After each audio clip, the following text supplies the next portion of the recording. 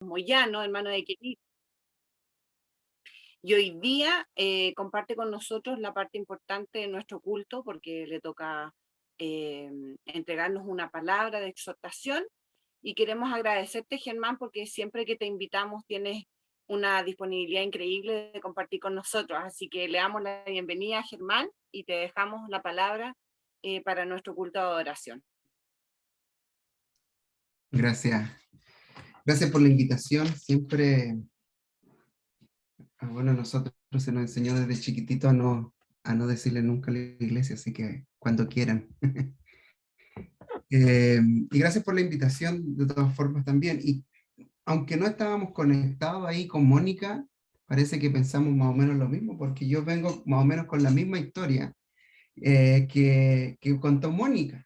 Así que miren qué bueno cómo se conecta y cómo Dios también va mostrando los caminos para cuando uno quiere dar un mensaje. Eh, el, la historia de la barca, cuando Jesús calma la tempestad, es una historia que se encuentra en 3 de los 4 evangelios. No es, como sabemos, los evangelios se les conoce como, los primeros 3 evangelios se les conoce como los evangelios sinópticos, porque en general cuentan las mismas historias, es decir, el gran núcleo de la historia de los 3 evangelios, primero Mateo, Marcos, Lucas, es básicamente el mismo, son las mismas historias. Juan se desprende un poquito de los 3 evangelios, pero también hay un porcentaje importante, alrededor del 60% de los testimonios y de las cosas que está contando Juan, están dentro de contemplar en los otros 3 evangelios. En líneas generales, cuando uno analiza esto desde un punto de vista, ¿cómo podríamos decirle? Más técnico quizá, o dentro, o cuando uno trata de ver desde un punto de vista científico, técnico, la veracidad de esto, el que haya la historia estén reflejadas en los 3 evangelios, evidentemente eh, aumenta su validez.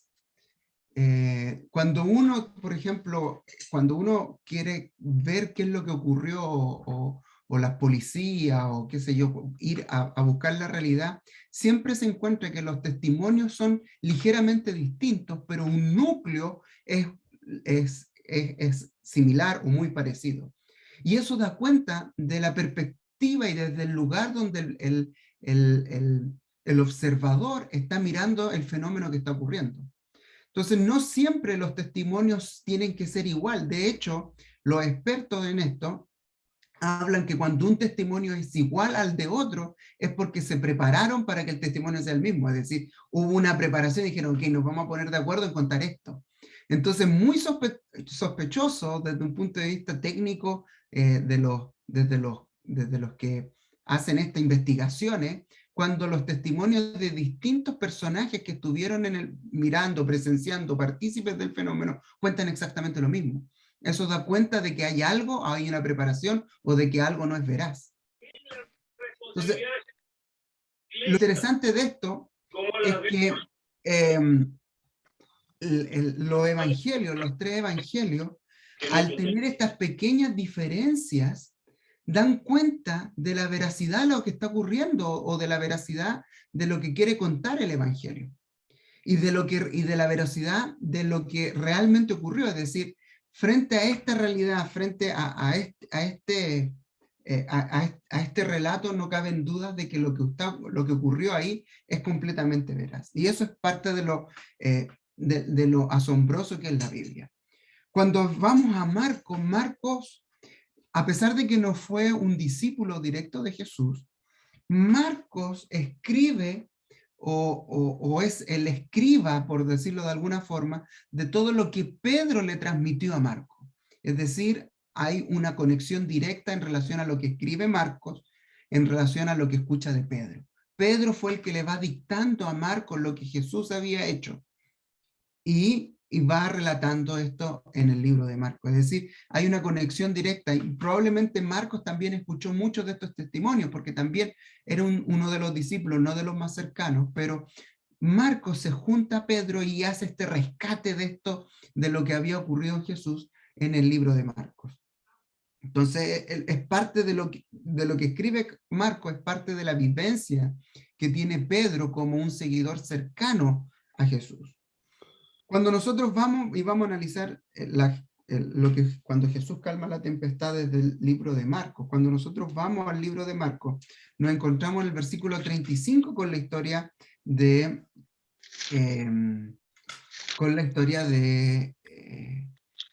de cuando Jesús calma la tempestad. Cuando nosotros leemos el capítulo 4 del libro de Marcos, en el capítulo 4, versículo 35, la encontramos y dice: aquel día, cuando llegó la noche, les dijo, pasemos al otro lado de este lago, del mar de Galilea, que era que es un lago bastante grande. Y despidiendo la multitud, le tomaron como estaba en la barca, y había también en él otras barcas que acompañaron esto. Pero se levantó una gran tempestad de viento y echaba las olas en la barca de tal manera que se anegaba. Y él, estando en la popa durmiendo sobre un cabezal, le despertaron y le dijeron: Maestro, ¿no tienes cuidado que perecemos? Levantándose, reprendió al viento en el versículo 39 y dijo al mar: calla, enmudece. Y cesó el viento y se hizo una gran bonanza. Y les dijo: ¿por qué estáis así amedrentados? ¿Cómo no tenéis fe? Entonces un gran temor, entonces temieron con gran temor, y se decían el uno a otro: ¿quién es este que aún el viento y el mar lo obedecen? Esa es la historia. Eso es lo que ocurre. Eso es lo que vio Pedro, que también se lo transmite a Marcos, y eso fue lo que él escribió desde este resumen en cómo él vio esta situación de lo que estaba ocurriendo y cómo él vivenció esta situación. Cuando nosotros ponemos en contexto lo que estaba ocurriendo, sin lugar a dudas aparecen algunos aspectos importantes. Jesús había estado una semana completa predicando. Probablemente todos estos seguidores, porque estaban los 12 discípulos, pero había una multitud mucho más grande que seguía a Jesús. Y esta multitud estaba agobiando a Jesús de alguna u otra forma con sus peticiones, con sus necesidades. Había estado explicando sus primeras parábolas, había explicado la naturaleza del reino, había explicado el crecimiento de la semilla mostaza, el efecto de la levadura. Había estado, sin lugar a duda, predicando incansablemente. Toda esa semana había estado predicando incansablemente, y esa es una de las razones por que Jesús habla con sus discípulos y pide pasar hasta el otro lado del lago. La hermana Juay comenta de que Jesús había estado todo el día enseñando y sanando, y que al llegar la noche la gente todavía se agolpaba contra Jesús y todavía querían y exigían más de Jesús. Querían seguir escuchándolo, estaban ansiosos por seguir escuchando de Jesús y cuál eran sus enseñanzas, y muchos también llevaban a sus enfermos para que se fueran sanados. Día tras día Jesús les había atendido sin detenerse, incluso casi sin comer y sin descansar, día y noche. Y todo este agobio también tenía que ser soportado con las críticas constantes de los fariseos y los saduceos, críticas maliciosas, falsas representaciones, con lo que los fariseos los perseguían. Por donde quiera que él estaba, había un grupo de fariseos dispuestos a levantar falsos testimonios y a decir cosas en contra, o tratar de hacer preguntas para hacer caer a Jesús en trampas. Todo esto, sin lugar a duda, toda esta persecución de estos fariseos y saduceos, hacían que las labores de Jesús fueran más pesadas y más agobiadoras. Había llegado el fin del día y Jesús estaba sumamente cansado. Su humanidad ya no podía más. Nosotros, entendiendo la humanidad de Cristo, como lo menciona dentro de nuestra doctrina la Iglesia Adventista, que era 100% Dios, pero al mismo tiempo 100% humano.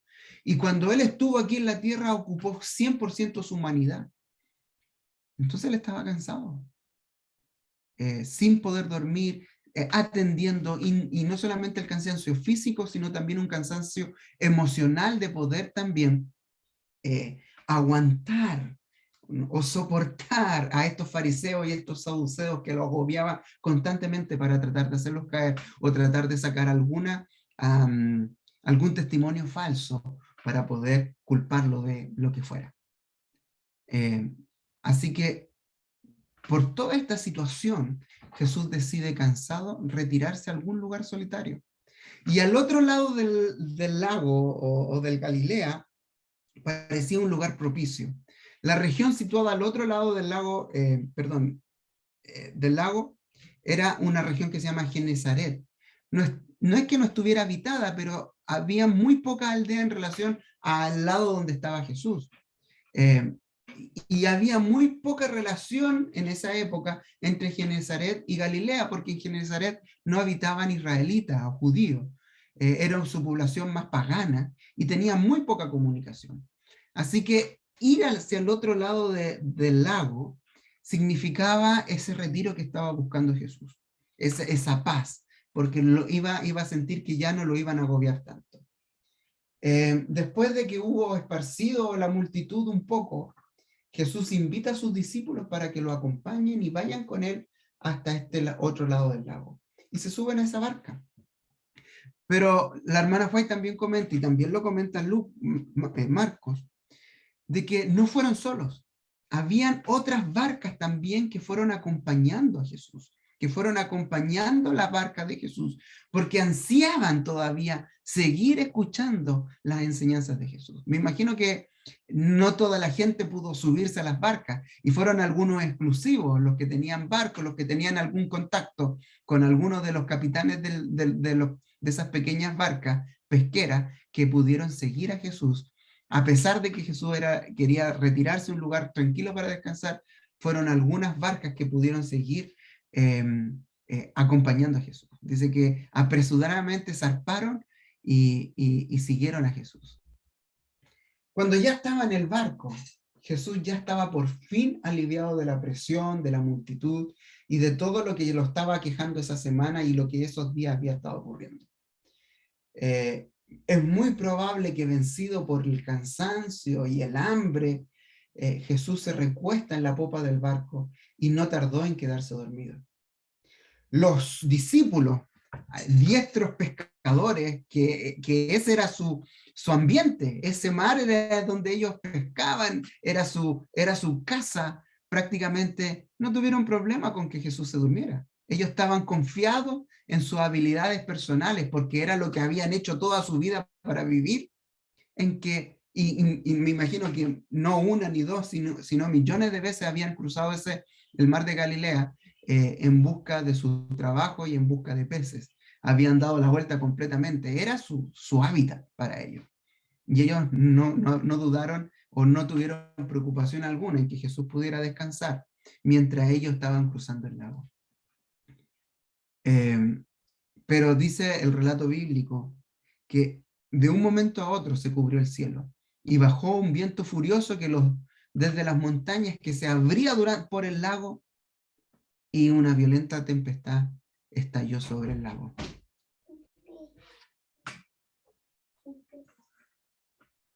Pasó al baño el Joaquín.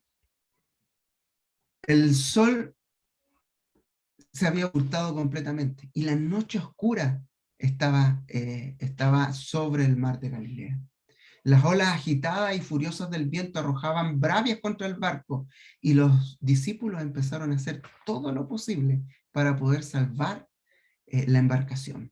Me imagino que no solamente los que iban en el barco, sino también los demás barcos que estaban siguiendo a Jesús también empezaron a tener la misma problemática. Y dice que la hermana Juan comenta de que los barcos que acompañaron a Jesús, por razón de la tormenta, se apiñaron en un solo gran barco y estaban todos ahí mezclados en un solo barco, y se escuchaban, a pesar de que no veían nada, se escuchaban entre sí y sabían que estaban ahí alrededor. Aquellos valientes pescadores habían pasado sus vidas sobre el lago. Se habían guiado sus embarcaciones a puerto seguro muchas veces a través de las tempestades, pero ahora sus fuerzas y habilidades no valían nada ya. Se hallaban impotentes en las garras de la tempestad y se desesperaron al ver cómo su barco se anegaba. Absortos, tratando de salvarse, se habían olvidado que Jesús estaba a bordo. Se habían olvidado completamente. Y quedaron ahí, se quedaron ahí, no se habían olvidado, y de repente dice que algunos se debe haber acordado de que Jesús estaba allí y empezaron a gritar. No podían ver a Jesús, porque estaba la oscuridad en la noche, estaba completamente oscuro todo, y empezaron a gritar, maestro, maestro, pero no lo podían ver, no sabían dónde estaba, y en ese momento le inundó un miedo terrible, porque empezaron a pensar, ¿estará Jesús todavía con nosotros? ¿Nos habrá abandonado? ¿Se habrá ido a otro lado? ¿Dónde está Jesús? No le escuchaban. No recibían respuesta, y gritaban, pero no había ninguna respuesta.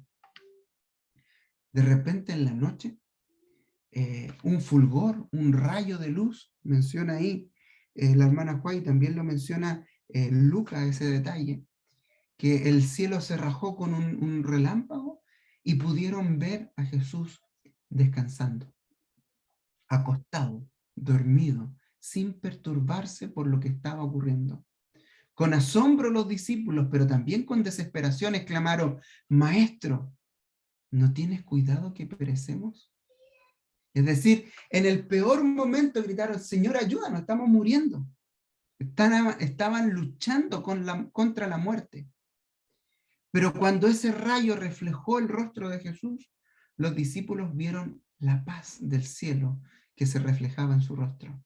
Leyeron en su mirada, cuando los miró a los ojos, su amor abnegado y tierno, y sus corazones se volvieron nuevamente para exclamar, Señor, sálvanos, que morimos. Sin lugar a duda debe haber sido una escena dantesca. El mar comiéndose el barco con esas olas gigantes, y sin saber qué hacer, los discípulos pudieron ver a Jesús y vieron la paz de Jesús. Nosotros, junto con Kena y Roberto, nos tocó vivir en Playa Ancha cuando mi papá estaba trabajando allá. No sé si se acuerda Roberto y Kena de Emiliano, un amigo de nosotros. Es decir, sin lugar a dudas se deben acordar de Emiliano. Y él es pescador. Al día de hoy no sé si sigue pescando, creo que ya se dedicó a otras labores, pero recuerdo que el papá de él en algún momento también era pescador, y en algún momento el papá salió de pesca, y no me acuerdo en qué año, debe haber sido por ahí por el año 96, 97, y nosotros ya no estábamos en la iglesia de Valparaíso, en esa iglesia, pero el papá murió en una tempestad en el mar. Eran ahí de Playa Ancha, salían de ahí de la caleta El Membrillo, que está ahí abajito de Playa Ancha, y el papá de nuestro amigo, de Emiliano, salió y nunca más volvió. Y nunca más lo encontraron. Le decían el Barbita, no sé si se acuerdan de ese hermano de la iglesia de Playa Ancha. Y una vez, yo me acuerdo cuando ocurrió esto, y recuerdo de Emiliano, y me dijo, y me quedó esta frase que él me dice, Emiliano.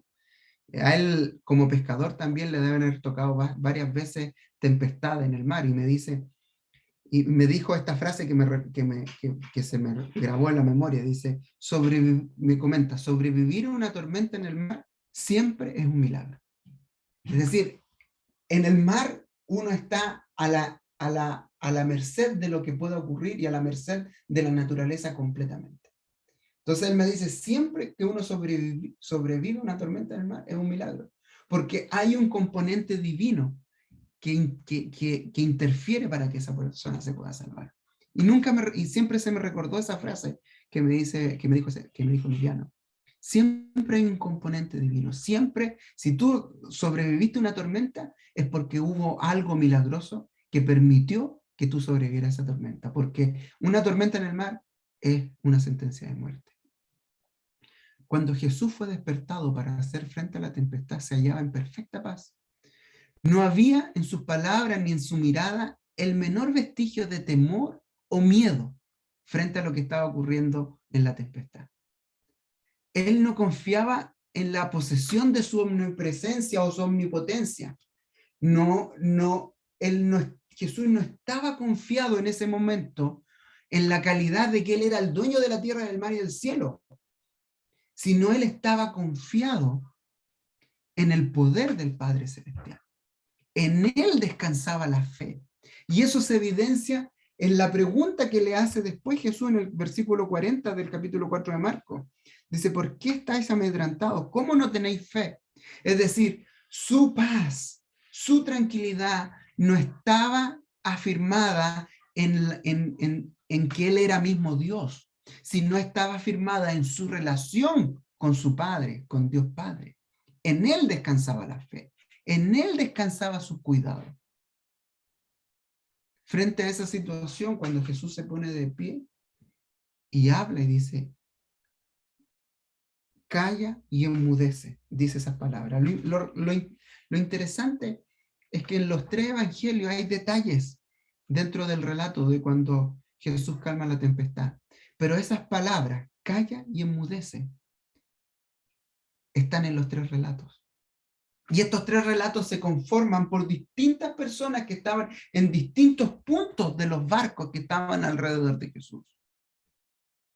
Probablemente el relato de Marcos sea uno de los más fidedignos porque era de Pedro, que estaba pegado con Jesús. Era el que estaba en el mismo barco con Jesús. Pero los 3 relatos hablan de que Jesús se levanta y dice, calla y enmudece. Y inmediatamente cuando Jesús pronuncia esas palabras, la tempestad cesa y el mar tranquilo se queda. Dice la hermana Juárez de que al momento de que Jesús habla, un miedo inundó a sus discípulos, a los que iban en la barca y a los que iban en las demás barcas, que la tempestad había agrupado. Un miedo embargó a esos discípulos. Y se preguntaban entre sí, ¿quién es este que incluso el mar y el viento le obedecen? Sin lugar a dudas, esta es una historia maravillosa, de un milagro maravilloso de Jesús. El subirse a la barca es un simbolismo también de nuestras vidas. Muchas veces cuando uno se sube a esta barca del cristianismo y empieza por un camino de fe, el simbolismo de ese camino, sin lugar a dudas, es como el subirse a una barca. Cuando uno se sube a esta barca, uno espera que cuando uno acepta y se bautiza y decide ser un seguidor de Cristo, un seguidor de Jesús, uno tiene la esperanza de alguna forma en que todo ahora va a estar mejor porque está con Jesús, y muchas veces no es tan así. Porque el mundo alrededor está en tormenta, y el mundo en el cual nosotros vamos navegando es una tormenta constante. El mundo en el cual nosotros estamos viviendo también sabemos que en vez de evolucionar hacia una paz o hacia una tranquilidad, sabemos que el mundo va a evolucionar hacia un caos y hacia una anarquía. Lo sabemos eso, porque está escrito en la Biblia. Entonces sabemos que el mundo donde nuestra barca como cristiano va, también va a sufrir tormentas y va a sufrir problemas. ¿Y saben lo interesante de esto? Es que siempre la vida te va a poner en un caso o en una situación en que se escapa de tu control.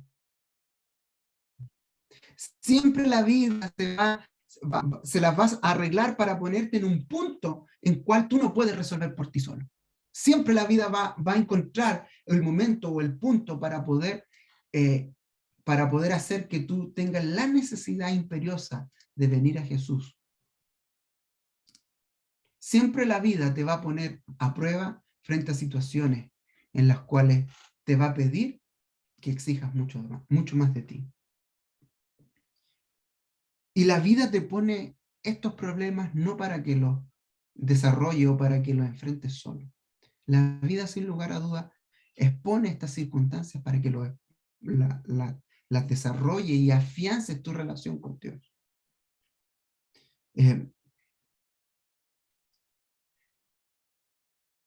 Cuando Jesús se levanta y pone un orden en el barco, pone un orden para todos los que estaban ahí en el barco. Y pone la salvación también para todos los que estaban en el barco. Las tormentas en la vida no son para que nosotros las pasemos solos. No son para que nos olvidemos y tratemos de luchar con nuestras propias fuerzas, sabiendo que Jesús está en algún rincón de nuestras vidas. Y muchas veces nosotros tenemos durmiendo a Jesús en nuestro barco de esta vida. Este capitán está dispuesto, este capitán que Jesús está dispuesto a dar su vida, pero también está dispuesto a ordenar todas las cosas que ocurran. No sé si ustedes se acuerdan, hace un par de años, no fue hace mucho, fue el año 2012, los más viejos, nos vamos a acordar los niños, no. Si se acuerdan de este barco, este gran barco que se llamaba Concordia. Era un barco crucero gigante con más de 4.000 personas adentro. Y el nefasto capitán, no sé si se acuerdan, que se llamaba Francesco, aquí lo tengo, Francesco Cecchetino, algo así. No sé leer muy bien el italiano, pero bueno, Cecchetino. La historia de este barco es bastante particular. Dice que el capitán, Francesco, decidió cambiar la ruta del barco ahí a las orillas de Italia, de la costa italiana. Decidió cambiar una ruta y no ir por donde estaba, o no ir por donde los barcos generalmente iban. Y eso hizo que encallara, chocara con unas rocas en el fondo del lecho marino, le hizo una gran hendidura y una gran hoyo al barco, y eso hizo que el barco se pudiera ir hundiendo. Del barco se rescataron 4.200 personas, pero el desastre causó la muerte de 32 personas. No pudieron escaparse, no pudieron en el momento de la inclinación del barco, no pudieron ir hasta donde estaba ahí, quedaron atrapadas y perecieron estas 32 personas. El juicio que se llevó a cabo después de un par de años condenó al capitán del barco a 16 años de cárcel, porque consideraron que el capitán fue el que provocó el accidente al ordenar el desvío de la ruta, y no solamente eso, sino también el barco no tenía los botes salvavidas necesarios para salvar a las 4.000 personas. Mucha gente saltó porque veía la costa cerca, saltaron hacia la costa para poder ir nadando hasta la costa. Pero algo interesante que dejó, lo más llamativo que dejó este accidente en donde murieron 32 personas, fue la conversación que tuvo el capitán del barco con la capitanía de Livorno. El comandante de la capitanía de Livorno, que era el puerto más cercano, y que tenían vistas desde donde estaba ocurriendo el naufragio, donde estaba él. A pesar de que fue un naufragio sin tormenta, sin aspecto, pero el mar es implacable en ese sentido. La historia cuenta de que el capitán, antes de que todos estuvieran a salvo en los botes salvavidas, sabiendo el capitán de que no habían botes salvavidas para todos, él se lanza a un bote salvavidas antes de que más de la mitad de la tripulación todavía seguía a bordo. Sabemos que la orden de los capitanes es que él es el último en salir de su barco. Y la conversación telefónica esa que se hizo famosa entre este hombre que se llamaba Falco, Gregorio de Falco, y el capitán, es famosa cuando él le increpa y le dice: suba a bordo, con una grosería. Es una orden, le grita Falcao. Pero el capitán del Francesco siguió y se arrancó sin esperar que más de la mitad de los tripulantes y de la gente que iba en el barco pudiera estar a salvo. Abandonar el barco es un desastre, es más que desertar, es traicionar el código marítimo, dijo después Falcao, y que él le iba a hacer, la amenaza de Falco fue que le iba a hacer pasar canutas, si no se subía a bordo, es decir, le iba a hacer pasar horribles circunstancias si no se iba a bordo. Y bueno, lamentablemente Francesco tuvo que pagar por sus errores y está hasta el día de hoy cumpliendo cárcel. Lo interesante de esto es que nuestro capitán es completamente distinto a este Francesco. Nuestro capitán Jesús es diametralmente lo distinto a esto. Él está dispuesto a quedarse todo el tiempo en el barco en medida que nosotros queramos que él se quede. alrededor de nosotros pueden estar ocurriendo muchas tormentas y vivimos en un momento en que, en que, como país, como situación mundial, con la pandemia y otros componentes políticos, geopolíticos, de guerra, etcétera, etcétera, están invadiendo nuestra realidad y están haciendo que nuestra vida tenga tormentas constantemente y tormentas de las cuales probablemente uno vea y no crea que pueda salir. Pero la clave de todas estas circunstancias es poder ver el rostro de Jesús. De la misma forma que estos discípulos en medio de la tormenta, a través de tu rayo de luz, pudieron ver el rostro de paz de Jesús, es ahí donde está situada nuestra confianza y es ahí donde está situada nuestra fe. Y esa misma pregunta que Jesús le hizo a los discípulos, también nos hace hoy en día a nosotros, Jesús. ¿Por qué estáis amedrentados? ¿Cómo no tenéis fe? Nuestra confianza, nuestro barco está siendo guiado por Jesús, nuestro capitán. Ese capitán que no se va a huir, ese capitán que no va a arrancar, es el capitán que va a estar con nosotros y que está dispuesto a dar la paz en nuestra vida en medida que nosotros la necesitemos. Nuestra confianza tiene que estar afianzada en Jesús. De la misma forma que Jesús y su confianza no estaba afianzada en él mismo como Dios, sino estaba afianzada en su relación con el Padre, es cuando nosotros podemos tener confianza en Jesús. Si nosotros miráramos el rostro de Jesús en estos momentos, veríamos la paz, la misma paz que encontraron los discípulos cuando lo vieron en el barco. Queridos amigos, queridos hermanos, sin lugar a dudas estamos viviendo momentos difíciles como mundo, como país, momentos complejos, en donde se está polarizando cada vez más la situación. Los de izquierda son más de izquierda y los derechos son más de derecha. La pandemia no ha venido a ayudarnos en absolutamente nada en ese sentido. La pandemia no ha mostrado cuán fácil es para los gobiernos hacer discriminación o tomar medidas de movilidad o de compra para cuando los que no están en relación a lo que el gobierno quiere hacer. Nos ha demostrado que es muy fácil que se hagan restricciones en las cuales nosotros no vamos a tener las libertades necesarias para hacer incluso esto que estamos haciendo hoy en día. La pandemia nos ha mostrado que los gobiernos tienen la autoridad para hacer eso y restar libertades de forma muy fácil. No quiero hacer un análisis de vacunas ni nada de eso. Quiero solamente mostrarte que el gobierno puede hacer cosas, en definitiva, en que muy fácil puede ocurrir tormenta. La polaridad de las naciones, no solamente aquí en Chile, en Estados Unidos, las polaridades de los aspectos políticos y geopolíticos son también amenazantes para las libertades religiosas y también para que nosotros podamos seguir levantando los estándares de Jesús y de la verdad y de la predicación. Sin lugar a dudas, van mostrando indicios a lo que podríamos llegar a un futuro no muy lejano. Cosas que nosotros hace un par de años veíamos lejanas en cómo se iban a restringir las libertades, cómo se iban a polarizar aspectos políticos que hace un par de años veíamos lejanas, hoy en día los vemos presentes. Y sin lugar a dudas nosotros conocemos el devenir de este mundo. Sabemos que el devenir de este mundo no va a evolucionar a una mejor soluciones o a mejores mandatarios o a mejores líderes políticos, sino el devenir de este mundo va a ir empeorando. Y va a ir empeorando en peores líderes políticos, en peores mandatarios y en peores resoluciones a nivel mundial, porque sabemos que el mundo viene en una decadencia constante.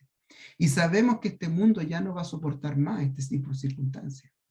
Porque sabemos que Jesús también está a las puertas. Y todas estas cosas que vemos hablan de que Jesús está a las puertas.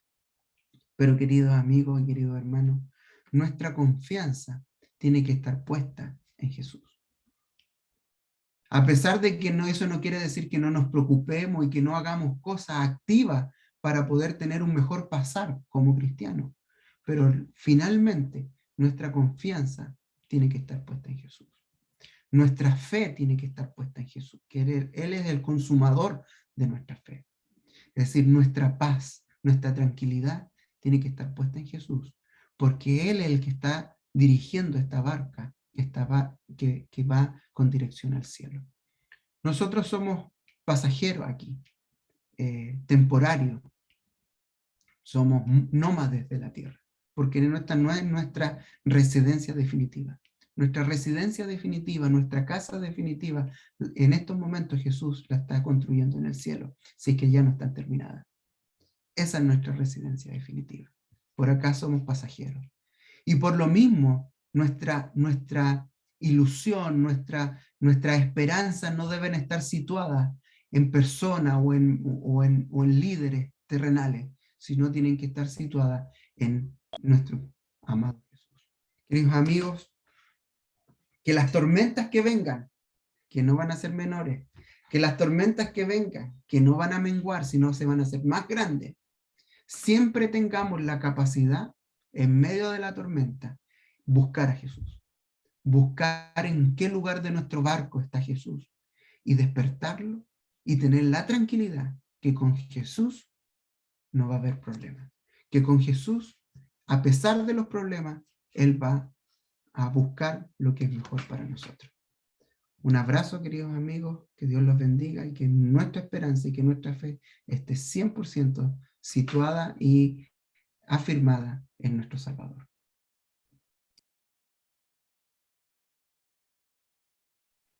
Amén. Gracias, Germán. En realidad me hizo mucho sentido tu predicación. Cada uno de nosotros vive distintas tormentas. Vivimos en un mundo que va hacia abajo, ¿cierto? Y no tenemos que perder nunca el sentido de que nuestra barca la dirige nuestro Señor Jesús. Que pese a que la tormenta sea difícil, el Señor siempre hace que salga el sol y nos permite encontrar esa paz y esa tranquilidad que solamente nos da nuestro Señor. Así que quiero pedirle a cada uno de nuestros hermanos que le demos un cordial saludo a Germán, que siempre es bienvenido con nosotros. Gracias porque siempre tienes esa disposición de querer compartir con nosotros un sábado, así que te damos las gracias. Y bueno, Kenita también extiende el agradecimiento antes que te pidamos que nos dirijas en oración. Muchas gracias, estuvo muy, muy linda la meditación, que como dice Claudita, nos hace sentido de que Dios es el que tiene que estar al timón de nuestra vida, y que sabemos que pueden haber muchas tormentas, pero es Él el que está a nuestro lado. Claudita, le pedimos la oración a Germán. Sí, Germán, porfa, tú nos diriges en oración para poder terminar nuestro culto. Inclinemos el rostro para orar. Padre nuestro que estás en los cielos, santificado sea tu vida. Tu nombre, Señor. Señor, en primer lugar te queremos dar las gracias porque reconocemos, Señor, que tú eres bueno y generoso con nosotros. Reconocemos también de que tú eres el autor y consumador de nuestra fe, Señor. Ayúdanos a que en este proceso, en este camino, en este navegar en esta barca, nuestra fe siente en ti, nuestra fe crezca en ti, que madure en ti, y que no solamente madure, sino también pueda producir fruto en ti. Sabemos, Señor, que estamos viviendo en un mundo de decadencia, y sabemos que este mundo en decadencia, en vez de evolucionar hacia algo bonito, va a ir evolucionando hacia un mundo cada vez más perdido, cada vez más alejado, porque reconocemos también que el Espíritu Santo cada vez se retira más de este mundo y de nuestra sociedad. Sabemos, porque está escrito en tu Biblia, que el mundo va a colapsar de tal manera en que la única solución sea tu segunda venida de Cristo, Señor. Ansiamos con gozo, Señor, ese momento en el cual tú vengas a buscarnos, Señor.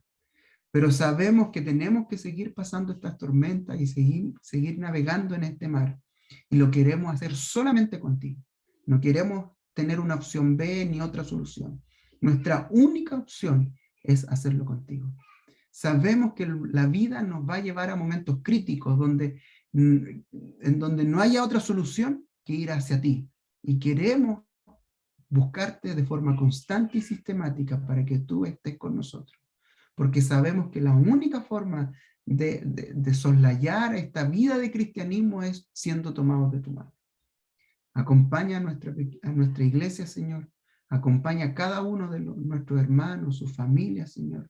Y que podamos tener la paz necesaria, a pesar de la tormenta alrededor, que tú y solo tú diriges nuestra vida. Quédate con nosotros. Te lo imploramos, Señor, en el nombre de Jesús. Amén. Amén. Invitarlos entonces hoy día al programa a las 6 de la tarde en el terreno. Recordar llevar silla, porque como vamos a hacer una cena de Navidad, la idea es que todos nos podamos sentar. Así que no olviden llevar un pisito, una sillita, para que todos podamos estar sentados en la mesa. Van a ver, va a estar grande la mesa como la mesa del club. Así que están todos invitados. Va a ser un momento de acción de gracia, de agradecimiento a Dios por este año que a pesar de todo el Señor nos ha bendecido. Lorenita, ¿quería decir algo? Sí, dime. No olvidar que todos lleven un jockey, se tiene algo para la cabecita, bloqueador, y si alguien puede llevar hielo, que tenga en su casa hielito, que lleve. Los que tengan, por favor, hielo, bloqueador y gorrito. Y si por esas cosas alguien tiene otro toldo, también. Claro, porque tenemos... Yo tengo uno que puede llevar. Un toldo, están los arbolitos, pero si hay otro toldo... Por si acaso, porque somos hartos, entonces por si acaso si alguien tiene que pueda llevar, pero lo otro es importante. Más de 100, así que, más de 30, así que a ponerse harto bloqueador, como dice Lorena, jockey, y a las 6 de la tarde yo creo que no vamos a empezar tan a punto, quizás 6:15, para que salga un poquito más el calor más fuerte. Pero la idea es que todos lleguemos a las 6 para empezar a las 6:15, no nos atrasemos tanto tampoco. No olvides llevar algo para compartir, Kenita, porque tenemos algo rico para compartir, así que en nuestro momento de salirnos de la dieta hoy día en la tarde, para poder compartir junto a todos. Germán, extrañamos que no puedas compartir, pero en una próxima oportunidad te invitamos. Sí, te invitamos para que puedas compartir con nosotros, está muy lejos. Sí, van a estar cosas muy ricas, galletitas, piquitos, de todo. Así que eso, nos encontramos entonces hoy día a las 6 de la tarde en punto en el terreno, para poder compartir y agradecer a Dios especialmente por sus bendiciones. Amén. Le damos el agradecimiento a cada uno de los que hoy día pudo compartir con nosotros. Gracias, Germán. Feliz sábado para todos y nos vemos en la tarde entonces. Kenita, ¿Sí?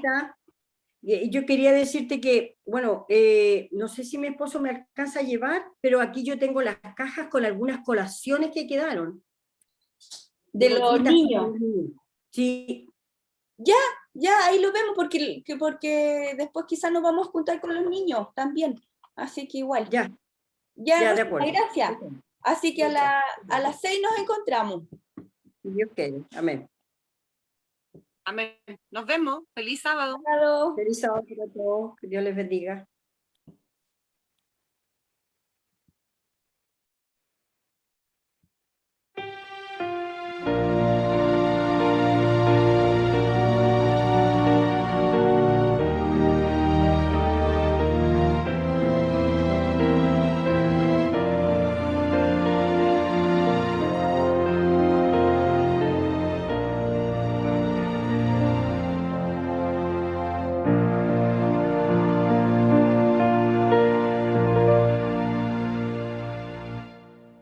Lo que dijo el Matías de que esto debería tener una serie. ¡Feliz sábado!